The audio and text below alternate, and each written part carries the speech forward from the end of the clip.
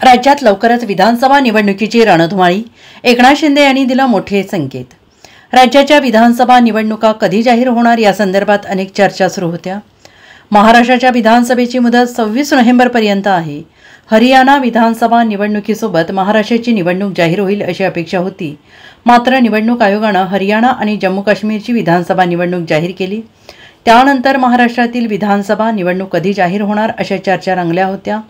राज्यात राष्ट्रपती राजवट लागेल अशा देखील चर्चा झाल्या. मात्र आता राज्याचे मुख्यमंत्री एकनाथ शिंदे यांनी विधानसभा निवडणुकीचे संकेत दिले आहेत.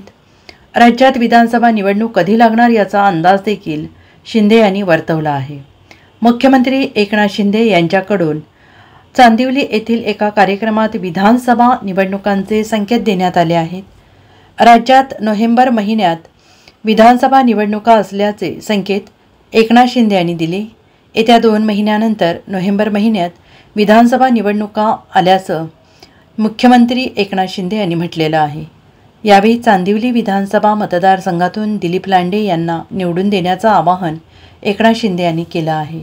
मी आपल्याला एवढंच सांगतो की ज्या काही आपल्या अडचणी समस्या जो माणूस सोडवतो, जो आपल्या सुखदुःखात उभा राहतो तो आपला आहे.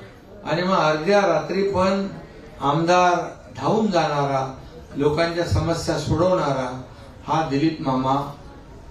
पुढच्या आता 2 महिन्या निवडणूक आहेत ना.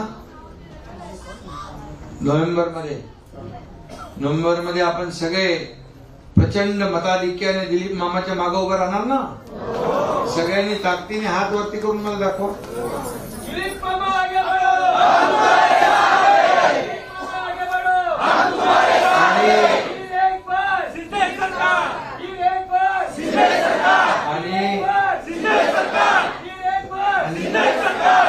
दिलीप मामाला पहिला निवडून आणा,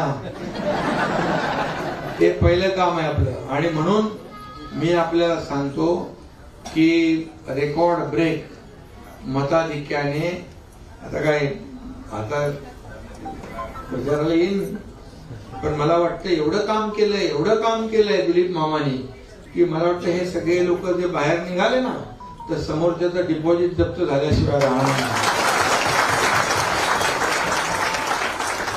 bureau report, SBN Marathi, Mumbai.